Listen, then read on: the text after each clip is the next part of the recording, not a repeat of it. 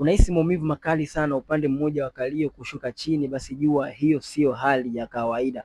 Hali hii imeweza kuwadhoofisha watu wengi sana, ikiwemo kuwasababishia vifo vya ghafla, ikiwemo kuwasababishia ulemavu wa ghafla. Sasa kama ndio unapitia maumivu makali sana, usiapuzie kwa kuweza kuchoma sindano, usiapuzie mpaka ifike hali ya kuwa imefika stage 4 na kwenda kufanyiwa upasuaji, kwani upasuaji hautaweza kuwa rafiki kwako, wengine wameweza kuondoka kabisa duniani. Sasa kwa wewe unapitia changamoto ya maumivu makali sana upande mmoja wa kalio, inawezekana usipone kwa kutumia hizo tiba ambazo wewe unazitegemea.